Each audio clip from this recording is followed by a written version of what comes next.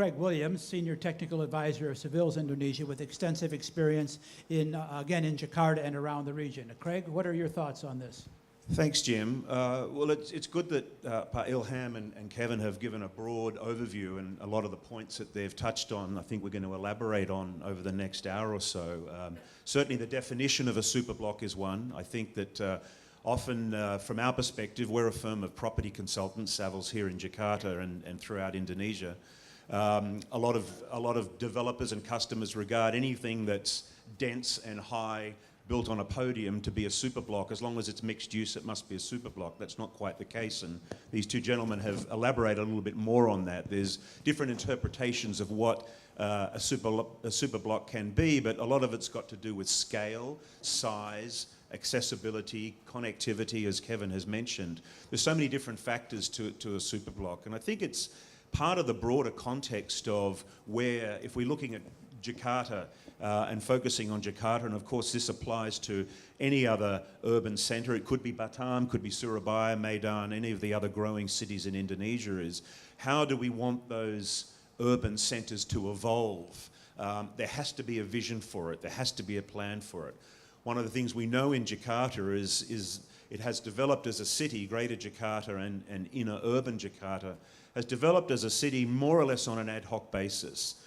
You know, led to a great extent by developers, and to their credit, they are the ones that have got on and built, you know, the urban environment. But the reality is, I think, for the future of Jakarta, the government has to get more involved. Leadership starts at the top, and all of the stakeholders must take a part in what the urban landscape throughout Greater Jakarta, for example, and other cities are going to look like into the future.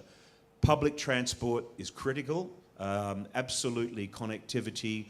We're starting to see some of that now in Jakarta with the construction of the MRT, the plans for the LRT. To me, that's all critical. Any successful urban city these days must have good public transport. It's a major focus of many governments around the world, and even in the United States. We've seen recently the newly elected, or President-elect Trump, has come out and talked a lot about infrastructure, has talked a lot about the decaying infrastructure in America. So I think from my perspective, as a foreigner working in Indonesia, it's certainly very positive that the current government, led by the President Jokowi, has a focus on infrastructure. And after so many decades, we're finally starting to see the beginning of what we hope will be an integrated network of public transportation. It's really critical, not only for superblocks or large integrated mixed-use developments, but also standalone developments. Part of the reason why mixed-use developments or superblocks are becoming popular, or have been popular, is because it's so hard to get around in Jakarta. So the developers at least have the vision to say, we need to put office and residential and hotel at least in certain locations, and more broadly in larger developments such as Kemang Village in the south, or Puri in the west, including educational facilities, including hospital facilities. So they are fully integrated. The next step is to connect those urban centres, those superblocks, with each other via public transport. Quite simply, we've got to get cars off the road.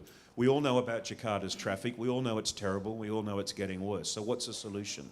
So it really does need to start at the government level with a vision, involving developers, ensuring that major developments are integrated. Why aren't there connections, for example, in Jakarta between the Grand Indonesia complex and the Grand Hyatt and Plaza Indonesia? Why isn't there better connectivity between Central Senayan and Plaza Senayan? Why do pedestrians have to walk across a road and deal with the weather? Why isn't Jakarta more pedestrian friendly? I mean, pedestrians have no rights in Jakarta, which is very sad. Even at pedestrian crossings where there are satpams or guards or joggers there trying to stop the traffic just pours through. So, even the superblocks that we have, even if you regard Sudirman CBD, for example, as a superblock, it's not pedestrian friendly. Yes, there are nice footpaths, but they're not covered. If it rains, you can't get around. Traffic still pours around if you want to cross over the walkway between say, Pacific Place and the Stock Exchange building, yes, I know you can go underneath, but a lot of people might want to walk across the road. It's very difficult. So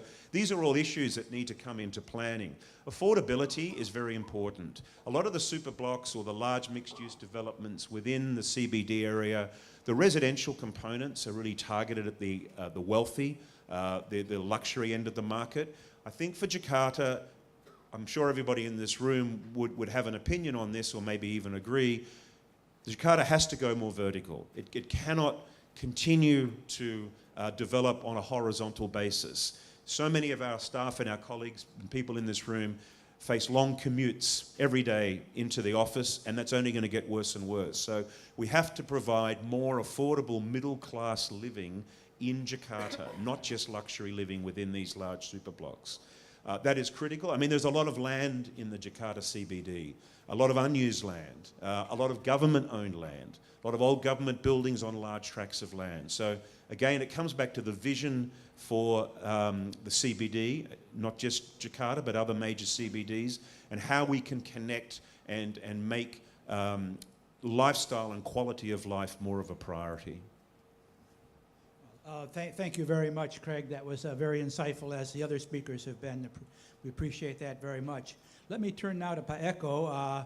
Pa Ilham mentioned Batam, and of course Batam is, started from Greenfield and now has come a tremendous distance in about 40 years or so. Where do you see things from your point of view? Thank you. Good morning, everybody. First of all, I have to clarify myself.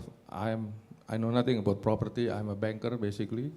So I do not pretend I know a lot. But this seminar is, for me, is very much, couldn't be in a better time. Because as Batam mentioned by Ilham already said, that it grows from only 70,000 in 1988 to become 1.3 million people. It was never designed to have so many people. The original design for Batam was to be an industrial base for export, for offshore, and for shipping. But today we see Batam, almost 30% of the land is allocated for housing, and only 16.6% for industrial sector. Currently, we in Batam, the new leadership was installed in April. We are also seriously looking into what is the plan ahead. Because Batam now is like a city of 1 million shop houses.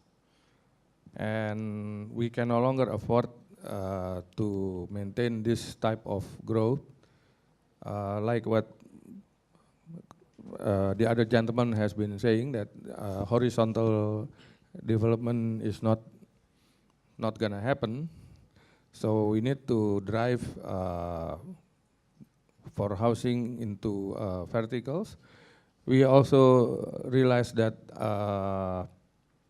we need to do a redevelopment of the downtown area. And the fortunate thing for us in Batam is we are the landlord.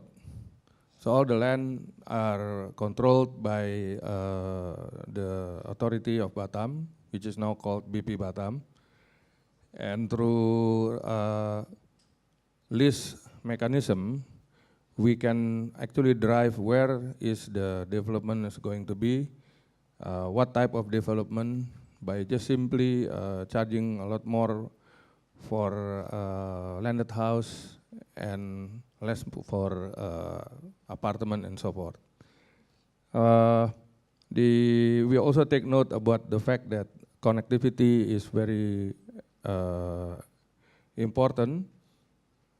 In the plan for next year is a study to do LRT that will connect the airport all the way to the downtown area, and another project that is already decided is a toll road project. and expansion of the airport. So I think we support Pak Ilham project because that is exactly what we want to see Batam. I think, so I'm here to listen to all the experts.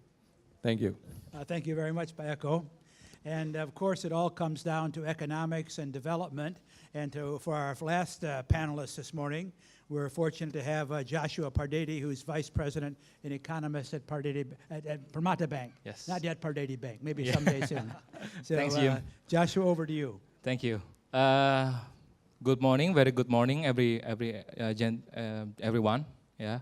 As an economist, I would like to give my perspective on macro first, and then second one, I would like to speak about on the micro level on property sector in Indonesia, and then also speak about about financing on banking sectors.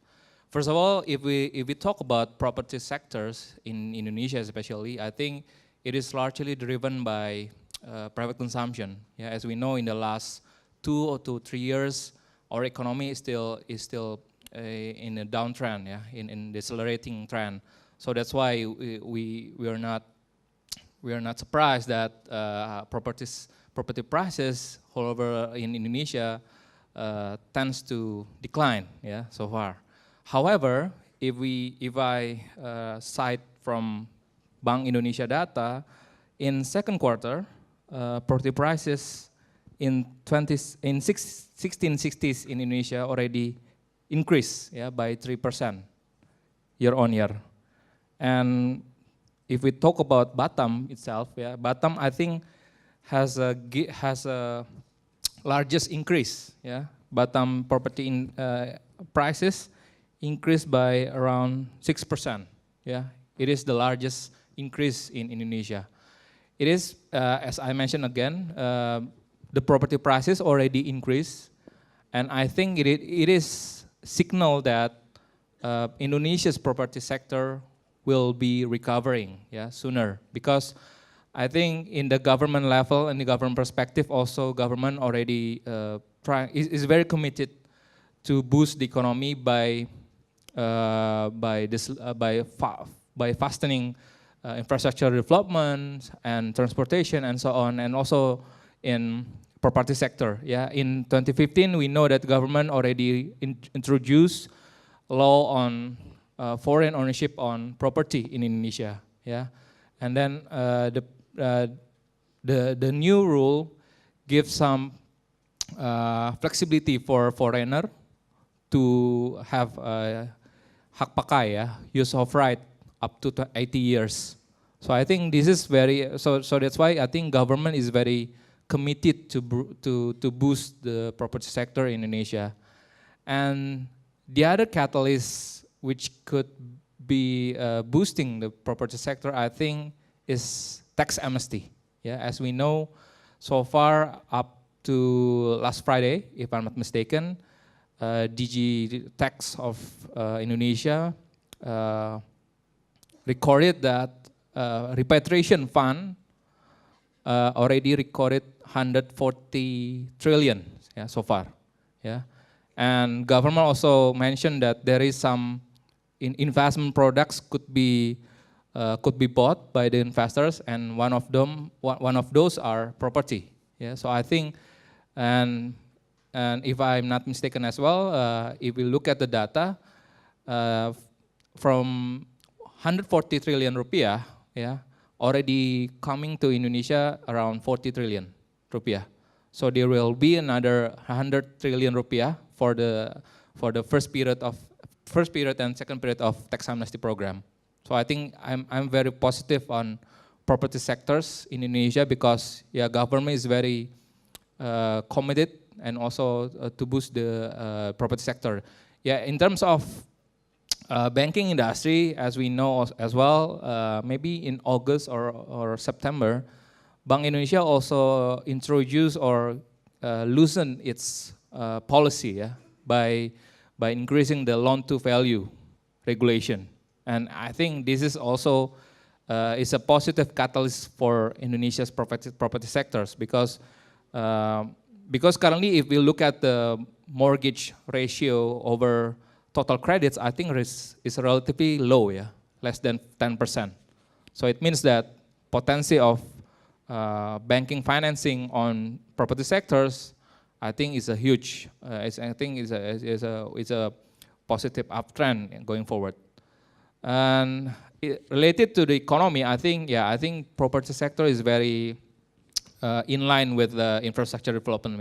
As we know, property sectors is very needs also the transportation and so on as the other speakers mentioned earlier. So that's why I think the property sector going forward will recover and will increase because again our economy is expected to record or to grow positively going forward. I think that's all. Thank you.